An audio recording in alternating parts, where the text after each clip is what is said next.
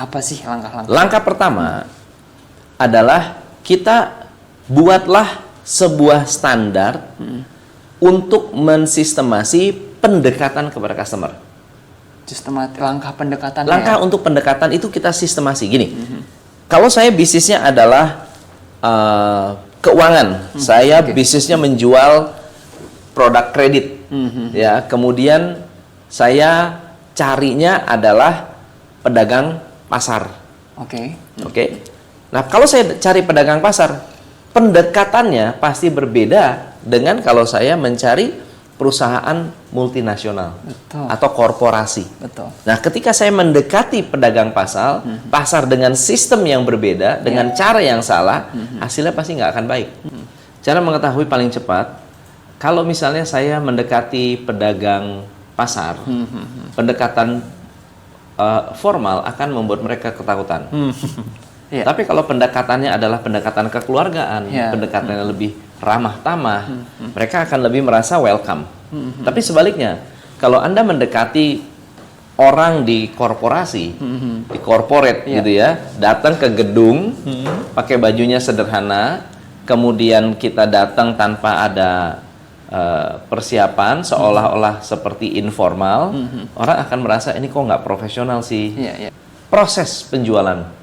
Prosesnya seperti apa? Jadi proses adalah mulai dari customer bertanya. Jadi kalau tadi kita bagi 3 bagian. Satu adalah yang pertama adalah bagian kerjaan marketing nih. Kerjaannya apa? Mencari prospek. Tapi kalau misalnya prospek ini sudah datang, sudah ada, apa yang dilakukan untuk membuat customer itu setia? Tahap kedua ini berarti. Tahap keduanya.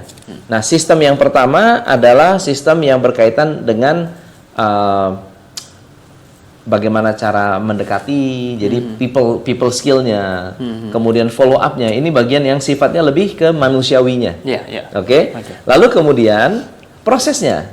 Proses. Proses itu ada 2. Satu, proses untuk memproses order customer. Tetapi berikutnya juga proses untuk mendatangkan prospek berikutnya. Misalnya kalau saya ingin membeli sebuah televisi. Televisi. Saya mau beli televisi. Apa sih sebetulnya yang akan membuat saya bisa closing cepat? Kalau salesman-nya tidak menanyakan kriteria yang dibutuhkan oleh customer, kita tidak bisa filter. Assalamualaikum warahmatullahi wabarakatuh, pemirsa Niaga TV yang berbahagia dimanapun Anda berada. Berjumpa kembali bersama saya Muhammad Iqbal dalam acara Business is Fun, yang insya Allah akan menginformasikan kepada Anda dan juga memberikan wawasan yang luas kepada Anda tentang bagaimana cara yang berbisnis yang benar, berbisnis yang fun. Kita akan bahas dalam acara ini, yang insya Allah akan ditemani narasumber kita yang sudah sangat kondang sekali, yang sudah hadir banyak sekali di dunia media sosial. Langsung saja kita sambut dengan Coach Tom MC Ifle. Baik, selamat datang. Baik, luar biasa ya. Baik, ini dengar-dengar Coach Tom MC Ifle ini adalah co-founder dari Top Coach Indonesia ya, Coach. Jadi sudah mencetak 100 top coach yang sudah ada di Indonesia. Udah kondang sekali nih, Coach. Banyak. Udah banyak ya. Baik. Kemudian kalau misalkan sebelum kita mulai nih, kalau yang sudah dibantu nih untuk perusahaan-perusahaan yang besar sampai dengan yang menengah itu sudah ada berapa totalnya sih, Coach? Mungkin total ada sekitar 1.000 perusahaan ya. 1.000 perusahaan, wow. Iya. Sejak awal tahun 2006 sampai dengan hari ini.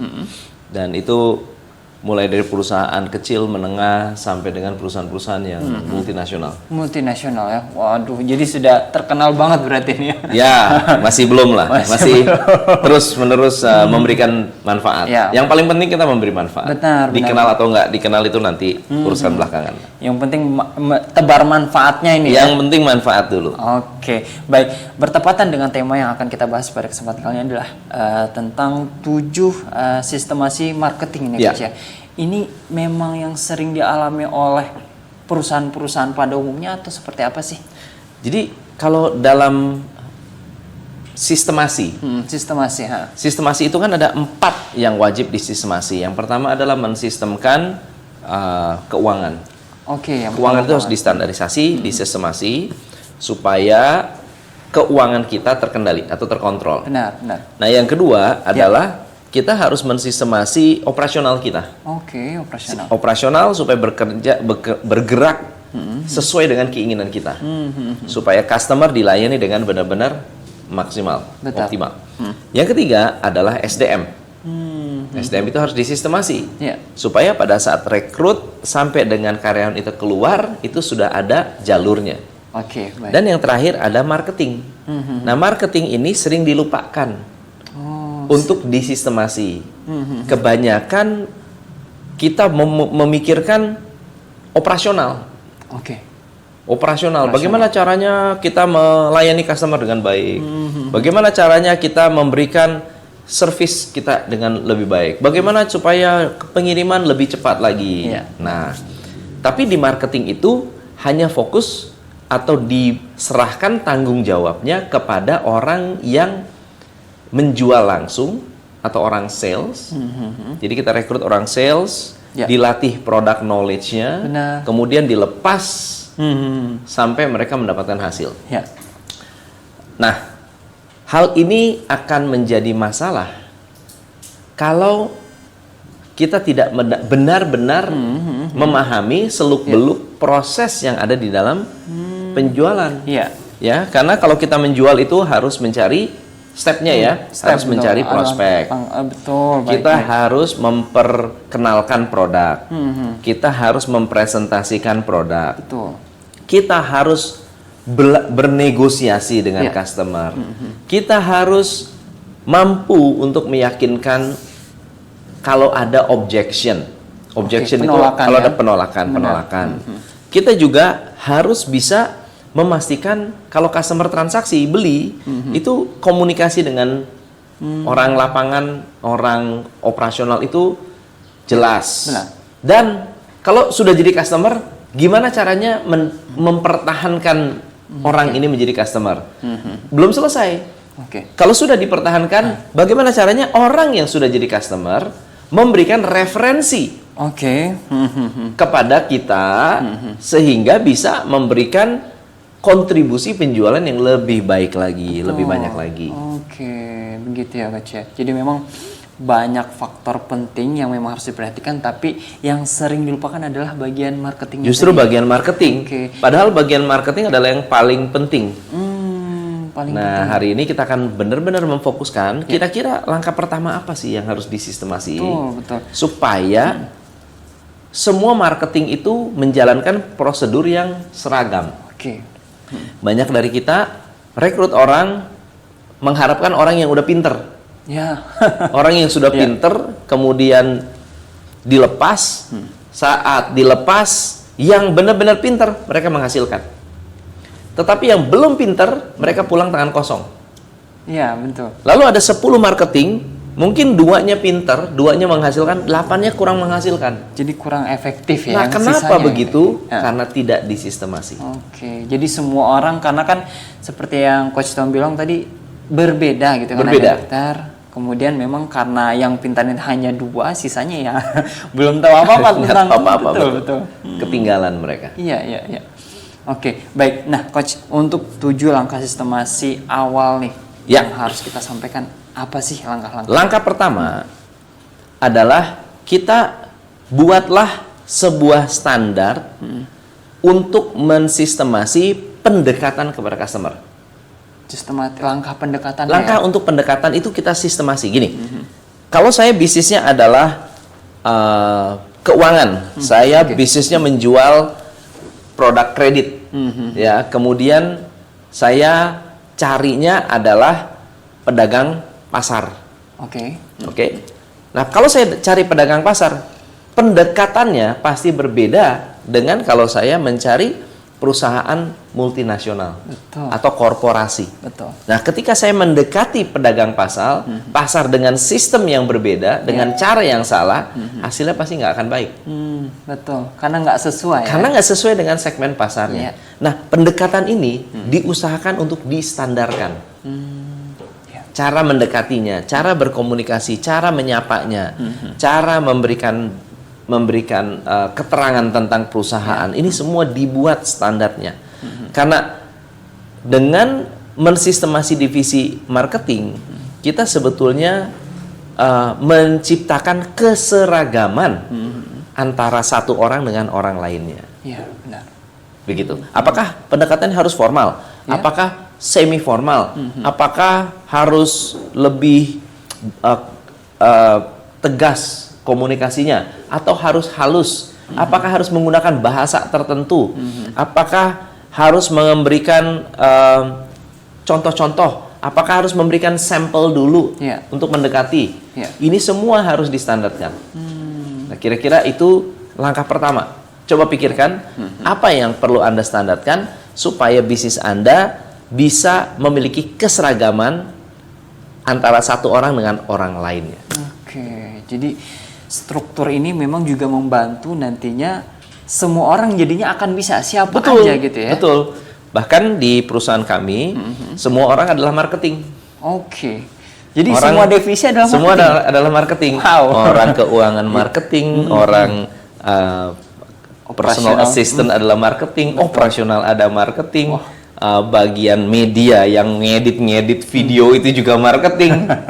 Dia harus bisa menjual, semuanya harus. Kenapa bisa? Kenapa kok mereka bisa? Karena ada standarnya.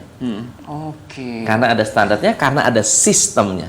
Itu yang bisa dilakukan. Oke, jadi sistem ini sudah tersampaikan baik kepada seluruh anggota perusahaan berarti ya? Betul. Oke, jadi ini kadang sering dilupakan Sering oleh dilupakan. setiap perusahaan atau setiap pebisnis ini. Kan? Yes. Oke. Nah, kemudian nih untuk sistemasi pendekatan kepada customer kita kembali lagi nih.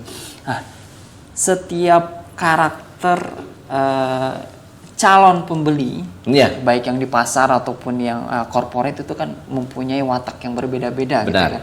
Apakah untuk yang dipelajari sisi psikologinya atau seperti Ya. apanya nih atau semuanya? Jadi sistem itu ada dua porsi. Dua porsi. Satu, proses. Proses. Dua, people. Ketiga adalah value. Jadi dua proses ini, people dan proses, itu yang kita kuatkan dalam standar. People Nah, dan proses. Oke. Yang ketiga, value adalah standar attitude, standar mentalitas, Baik. perilaku sosialnya. Jadi nilai-nilai kultur dan budayanya. Ini agak terpisah dari sistem. Tapi yang kita standarkan dua, prosesnya gimana dan orangnya bagaimana, cara mendekati orangnya. Oke. Nah tadi masalah karakter, behavior itu karakteristik manusianya. Bagaimana kita mengenal sikap dan perilaku seseorang ketika kita menawarkan produk. Oke, baik. Jadi yang dipentingkan adalah proses dan people-nya tadi Yes. ya. Oke, mungkin saya akan tanya juga nanti untuk cara pendekatannya mungkin ya. Jadi ini kan kita bahas tentang teorinya mungkin bisa di deliver dengan contoh gitu Benar. ya. Nah, jadi Benar, harus nanti ada kita akan- contoh. Baik. Yang ini kadang-kadang sering dilupakan oleh setiap pebisnis dan setiap perusahaan ya. Ya. Baik, ini ternyata paling penting ya. Ya harus distruktur dengan baik ternyata ya. Benar. Baik, masuk kepada sistemasi yang pertama tadi pendekatan kepada customer yang memang harus dilihat adalah proses dan people-nya. Benar. Oke. Nah, contoh nih, kita Ya. masuk kepada contohnya nih. Karena kan setiap produk harus juga disesuaikan dengan karakter dari setiap orangnya nih. Betul. Nah, contoh yang baik seperti apa nih coach untuk cara mengetahuinya yang paling cepat lah. Cara mengetahui paling cepat, kalau misalnya saya mendekati pedagang pasar, pendekatan formal akan membuat mereka ketakutan. Iya. Tapi kalau pendekatannya adalah pendekatan kekeluargaan, Iya. pendekatannya lebih ramah tamah, mereka akan lebih merasa welcome. Tapi sebaliknya, kalau Anda mendekati orang di korporasi, di corporate Iya. gitu ya, datang ke gedung, pakai bajunya sederhana, kemudian kita datang tanpa ada persiapan, seolah-olah seperti informal, orang akan merasa ini kok nggak profesional sih. Iya, iya. Pernah ada satu kejadian, ada sebuah program, Ya. programnya adalah program investasi. Program investasi. Nah, Jadi banyak perusahaan-perusahaan UKM mereka harus menawarkan produk mereka, menunjukkan produk mereka supaya produk mereka bisa diberikan investasi. Oke. Jadi Oke. show up produk mereka gitu Kasih ya. tunjuk produknya. Kalau investor suka, investor akan bayar gitu. Oke. Investor akan invest. Ada satu orang produknya bagus. Ya, produknya bagus. Kemudian idenya bagus, mainan anak-anak begitu ya. Tetapi pada saat mereka datang tidak merepresentasikan produknya itu sendiri. Produknya bagus, target pasarnya jelas, tetapi gayanya tidak formal. Mau ketemu sama investor, gayanya pakai kaos, celana jeans, kemudian memberikan penilaian yang cukup tinggi. Jadi nilai perusahaan kamu berapa? $1 juta. Wah, Hebat banget. $1 juta ya. Tapi gayanya pakai kaos, ya kan? Anting, pakai anting, gitu kan? Tato di mana-mana. Nah, jadi tidak memberikan penilaian yang baik pada saat menunjukkan produk itu sendiri. Baik. Nah, komponen kemampuan mendekati itu sudah mungkin mempengaruhi 50% penjualan. Oke, 50% ya. Kalau saya mendekati Mas Iqbal, pada saat pendekatan pertama ini menentukan sekali. Baik. Jadi kalau kita hubungannya sudah baik di awal, ke belakangnya akan lebih mudah untuk saya menjelaskan tentang produk. Kesan pertama. Kesan pertama ini. Nah, tetapi yang kedua adalah kalau misalnya saya tidak bisa mendekati dari awal aja sudah takut-takut, udah nggak berani tidak menunjukkan ini orang profesional apa enggak ya, ini siapa ya, curigaan banyak. Orang akan merasa ini orang nggak bisa jualan nih. Nah, kita bicara marketing ya, karena marketing ini beda dengan selling. Oke. Tugas marketing adalah memastikan mendapatkan banyak prospek. Oke. Bukan hanya closing, tapi mendatangkan prospek. Oke. Yang kedua adalah tugas marketing adalah bukan hanya pendekatan di media yang formal, baik, face to face, tapi juga harus di media online. Bisa nggak kita mendekati orang di sosial media? Nah, kalau di sosial media sapaannya harus bro, sis, nah itu akan lebih tepat kalau memang segmen pasarnya seperti itu. Tapi sebaliknya, kalau misalnya harus Pak, Bu, ya Bapak, Ibu, formal ya, ya harus pakai kata-kata yang formal. Lalu yang ketiga adalah kalau misalnya ternyata lebih cocok kalau misalnya lu gue, ya mungkin kita harus lebih baik pakai lu gue, begitu. Nah, itu tergantung dari segmen-segmen pasarnya. Ini kebanyakan tidak dipikirkan dulu, membebaskan orang-orang sales and marketing kita untuk menjalankan pendekatan sesuai dengan skill mereka masing-masing. Memang. Jadi memang yang banyak sekarang itu yang terjadi seperti itu ya, betul. Coach, ya? Jadi nggak sesuai, asal terjun gitu. Benar. Ya. Nggak ada ilmu, nggak ada informasi, kemudian bagaimana cara menghadapi lapangannya. Ya agak sia-sia juga akhirnya bisa jatuhnya ya. Sayang sekali. Nah, sistem yang kedua yang harus dimiliki, tadi kita bicara soal sistem pendekatan, karena ini 7 cukup banyak. Betul. Kita bisa lebih cepat gitu ya. Sistem yang kedua yang harus dikuasai adalah apakah sistem follow up Anda distandarkan? Nah, yang follow up yang distandarkan apanya? Biasanya cara follow up-nya.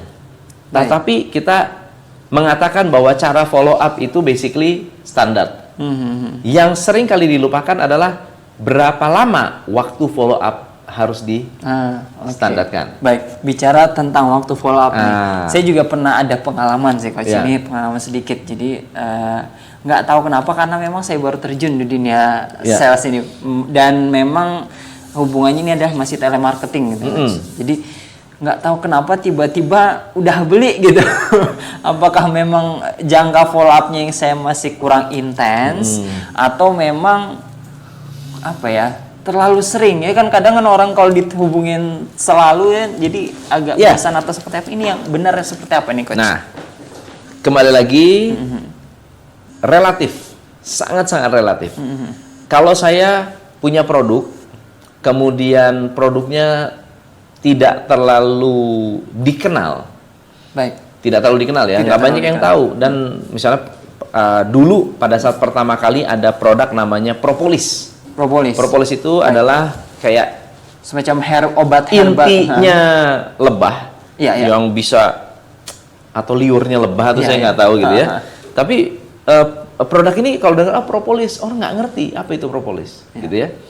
Tapi pada saat kita ingin mempromosikan produk itu, kalau mau menjual produk itu, lalu kemudian waktu follow up atau timing follow up-nya salah, bisa jadi orang nggak beli.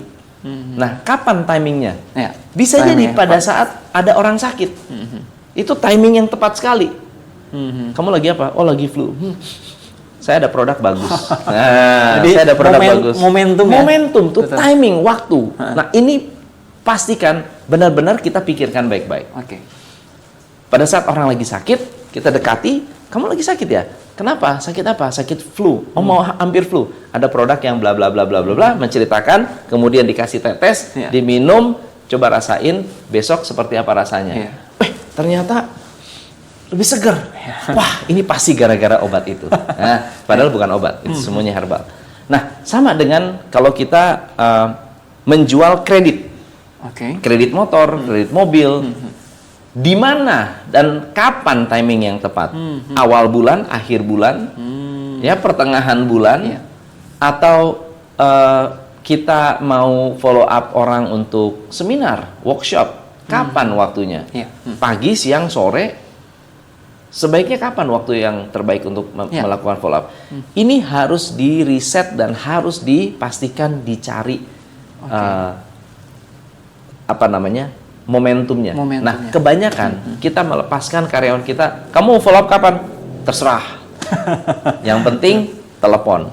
Bahkan ada orang yang ditelepon berkali-kali, Ya, ya, ya. nggak mau pun terus-menerus di follow up. Nah, jadi waktu itu ada dua. Satu adalah timing, yang kedua adalah frekuensi. Oke, timing Jadi, dan timing frekuensi. dan frekuensi. Kalau timingnya tepat, orang akan merasa nyaman diajak ngobrol, gitu ya. Ya. Apakah siang atau pagi atau pada saat sore, kapan timing yang tepat? Yang kedua adalah frekuensi. Ya, ya. Seberapa sering atau seberapa banyak saya bisa dapat penolakan dari satu orang sampai saya bilang saya harus pindah ke orang lain. Ya. Nah, bahkan ada sales atau orang marketing yang karena tidak punya banyak prospek, Ya. satu orang di follow up terus. Udah jelas-jelas orang ini nggak butuh. Di follow up terus, diteleponin terus. Padahal dia nggak butuh. Sementara waktu dia sebetulnya bisa lebih berharga kalau bisa pergi atau move ke Another prospek customer, lain. prospek lain. Prospek Betul. lain. Ya. Nah, kadang-kadang yang jadi masalah juga ketika sudah ditelepon ini orangnya udah beli gitu ya. Ya. Jadi udah barangnya tetap Benar. aja ditelepon gitu ya. Benar. Nah, sistem yang ketiga yang kita perlu bangun adalah sistem untuk membuat customer siap untuk membeli. Customer siap untuk membeli. Itu disistemasikan. Oke. Misalnya saya pertama kali follow up Mas Iqbal. Ya. Lalu gimana caranya kalau Mas Iqbal ini belum siap? Apakah ada sistem untuk membuat atau membangun kebutuhan dari seseorang sampai orang itu bilang saya jadi deh, saya beli gitu ya. Oke, Nah, itu harus ada sistemnya untuk membangun kebutuhan tadi. Saya ambil contoh ya dari kasus yang perusahaan saya aja ya. Ya. Misalnya Top Coach Indonesia, untuk bisa membuat customer itu mengenal kita, Ya. kita mungkin nggak paksa. Ayo dong beli.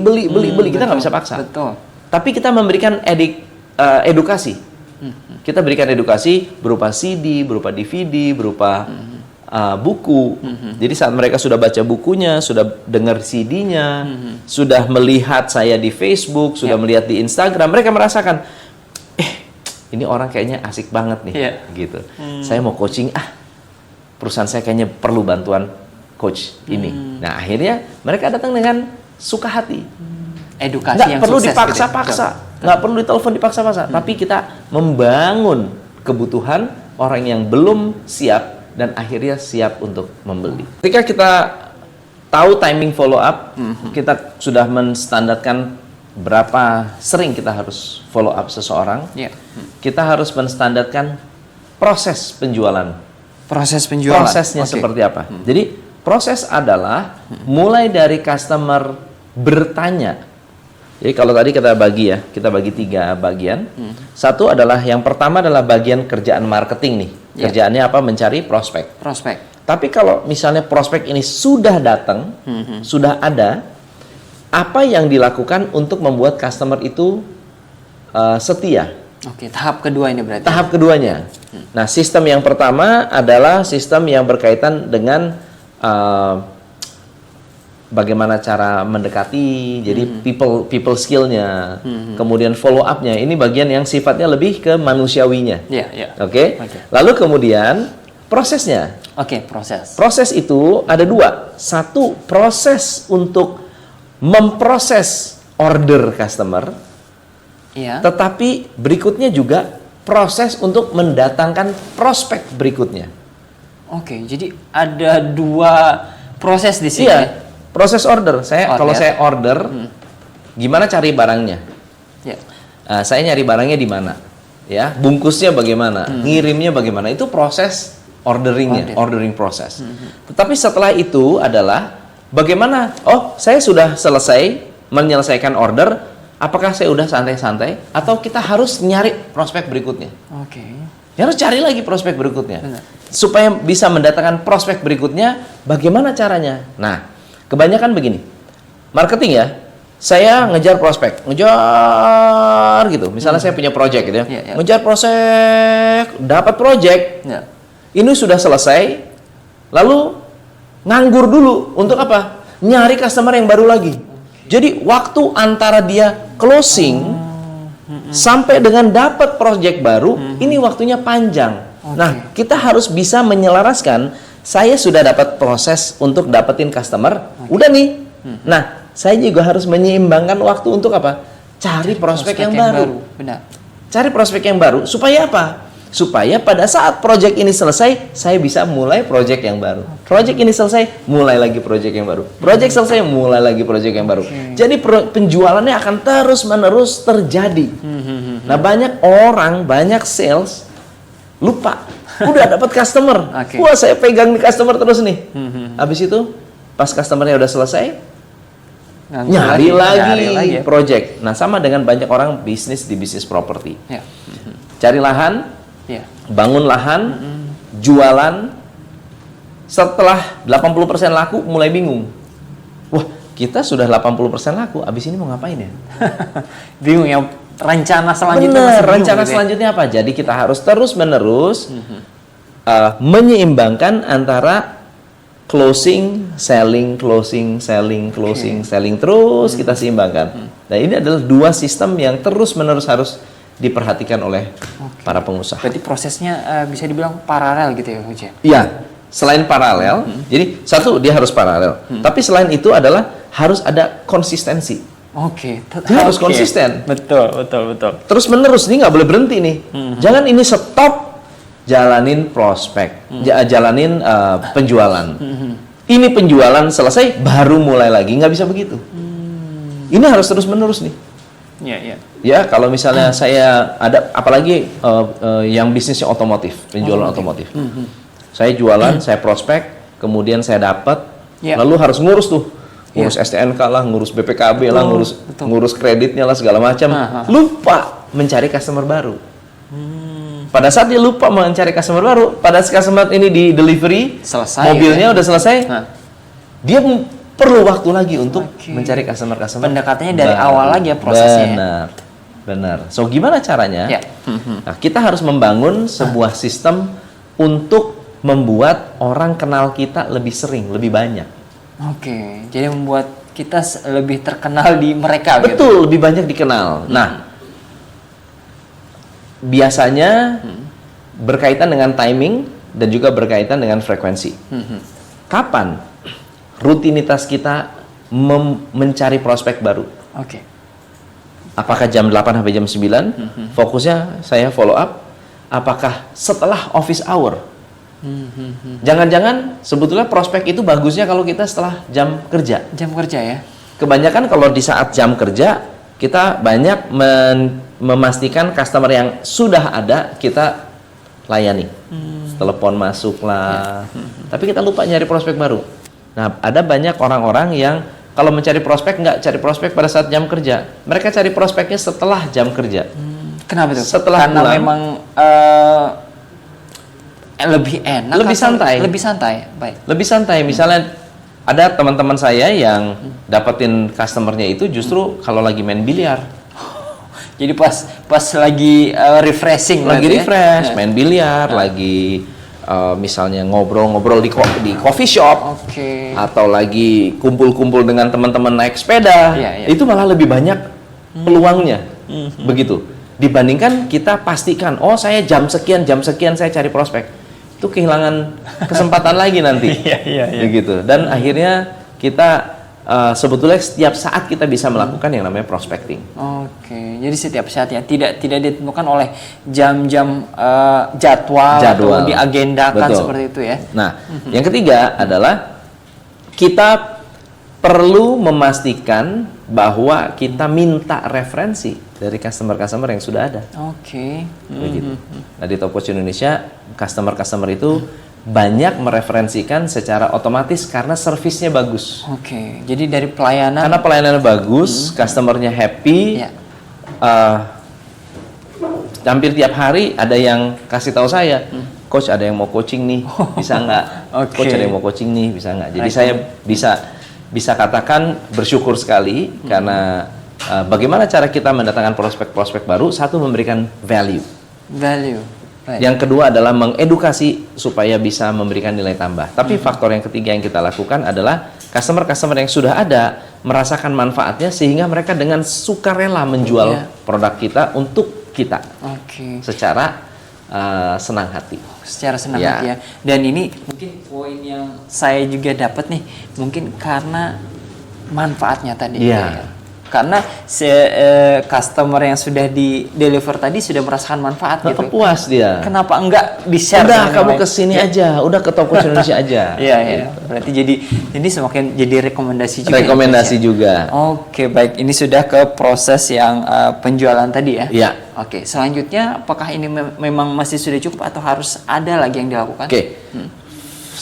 Faktor yang ke-6 ya. Ya. Jadi sistem yang ke-6 adalah kalau tadi sudah nyari prospek, sekarang ada sistem untuk menyaring prospek. Oke, menyaring prospek. Nah, jadi gini, ada bisnis-bisnis yang prospeknya memang banyak, ada bisnis-bisnis yang prospeknya sedikit. Oke. Closing tercepat terjadi ketika prospeknya itu tepat sasaran. Nah, ambil contoh ya. Kalau saya orang telemarketer, saya punya 1000 database. Baik. Apakah 1000 ini prospek semua? Tentu. Nah, banyak orang mispersepsi antara prospek dengan suspek. Oke. Nah, kalau prospek itu siap beli. Kalau suspek itu kita curiga dia akan membeli. Baru dicurigai. Baru dicurigai. Nah, kebanyakan kalau kita dapat database, itu baru suspek. Sehingga kalau saya follow up suspek, lalu dia bilang, oh ya saya pikir-pikir dulu. Apakah dia benar-benar mikir-mikir untuk beli atau untuk secara halus menolak kita? Iya. Kalau misalnya dia bilang, ya, ntar saya pikir-pikir dulu Pak. Oke. Udah indikasi ya. Itu apakah pikir-pikirnya itu, ya saya pikir besok saya follow up untuk beli gitu ya? Atau saya pikir-pikir dulu, nggak enak saya nolak. Nah, ada berbeda gitu ya. Benar. Nah, jadi kita harus mensistemasi bagaimana cara menyaring suspek menjadi prospek. Oke. Cara betul-betul difiltrasi berarti. Filter, gimana cara memfilter? Kalau misalnya saya adalah sebuah perusahaan bank yang menyairkan kredit, kan banyak orang yang butuh uang. Betul. Telepon setiap hari datang. Iya. Betul nggak? Nah, kalau kita follow up satu-satu, semuanya disurvei. Betul. Belum tentu semuanya prospek. Iya. Belum tentu semuanya itu qualified atau standar sesuai kualifikasi kita. Iya. Jadi kita perlu membuat standar-standar untuk memastikan kita bisa menyaring ini loh yang sesuai, ini yang tidak sesuai gitu. Oke, baik. Ya. Apalagi sih yang harus kita perhatikan nih biar tahu? Contoh, gitu. saya kasih langsung contoh aja ya. Contohnya baik. Misalnya kalau saya ingin membeli sebuah televisi Oke, televisi. Oke, saya mau beli televisi. Apa sih sebetulnya yang akan membuat saya bisa closing cepat? Kalau salesman-nya tidak menanyakan kriteria Oke. yang dibutuhkan oleh customer, kita tidak bisa filter. Misalnya ambil contoh, ada orang lihat-lihat keliling-keliling, lihat televisi. Televisi. Mas, ini harganya berapa? Oh, segini. Ada cicilan nggak? Oh, ada. Mas, yang ini gimana, Mas? Ini ada cicilan nggak? Yang ini gimana? Yang ini cicil. Kalau kita hanya seperti itu, kita hanya nunggu bola, kita tidak akan pernah bisa merasakan bahwa customer ini memang mau beli apa enggak sih? Apa cuma mau nanya doang? Betul. Nah, jadi salesman harus nanya, Pak, kalau boleh saya tanya, Pak, Bapak saat ini mencari TV yang seperti apa? Betul. Bapak suka yang besar atau yang kecil? Itu kriteria tuh, filtering tuh. Bapak suka yang besar atau suka yang kecil?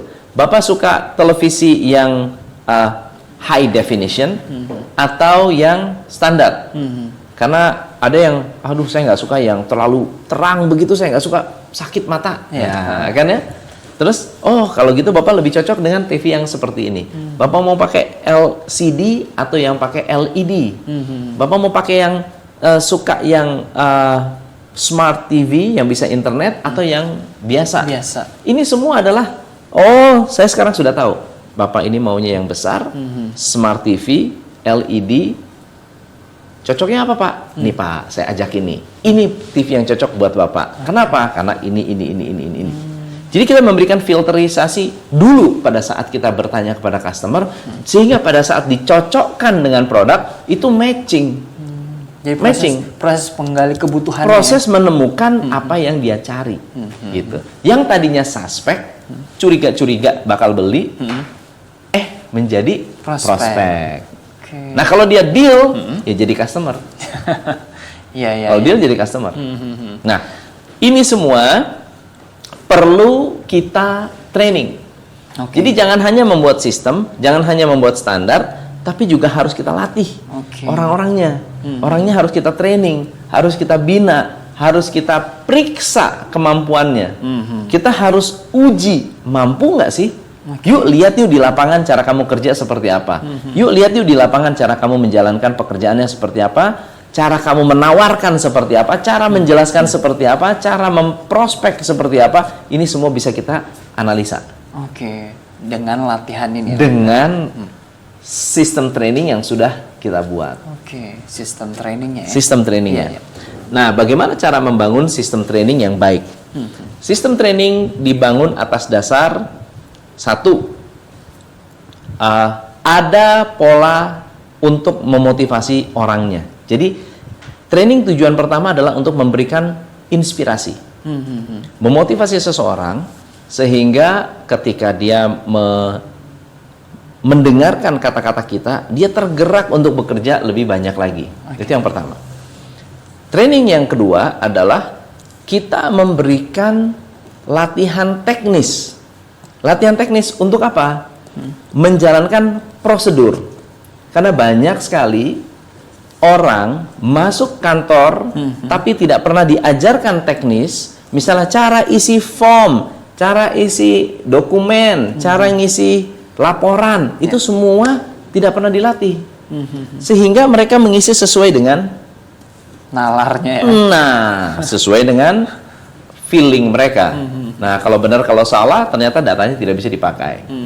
Nah, setelah itu kita training mereka hal-hal yang bersifat lebih strategis. Kalau terjadi masalah di lapangan, bagaimana cara mengatasinya? Kalau misalnya strategi mendekati customer yang lebih efektif, apa yang bisa dilakukan? Dan seterusnya. Ini semua yang sifatnya lebih strategis. Nah, yang keempat adalah bagaimana karyawan tersebut bisa melakukan yang namanya self-improvement. Self-improvement. Pembuktian ya. Self-improvement adalah mereka harus bisa memperbaiki diri tanpa menunggu atasan atau tanpa menunggu dilatih oleh perusahaan. Karena banyak sekali orang nunggu. Wah, saya belum diajarin. Wah, saya belum ini. Nah, dia harus diajarkan untuk berinisiatif.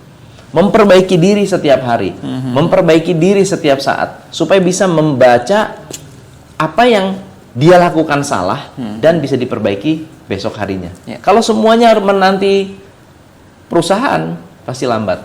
Ya, benar-benar. Begitu.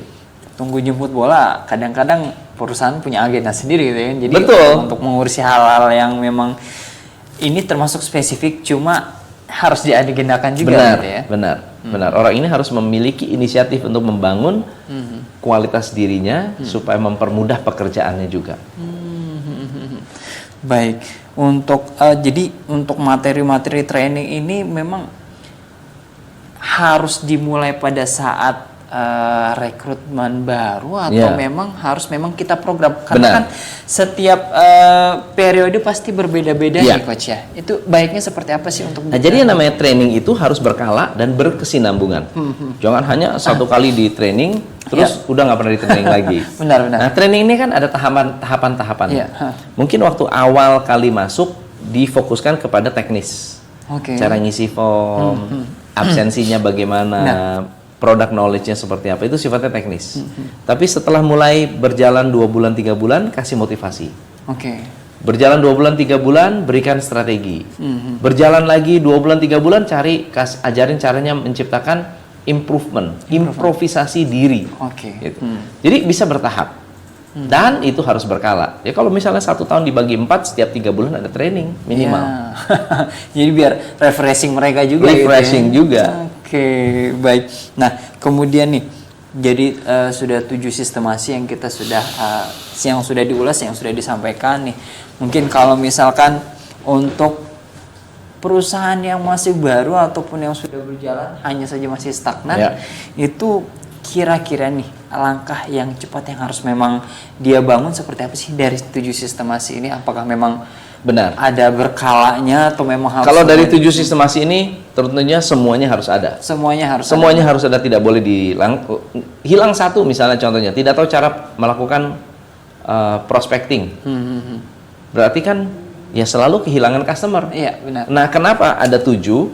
Karena 7 inilah versi lengkapnya.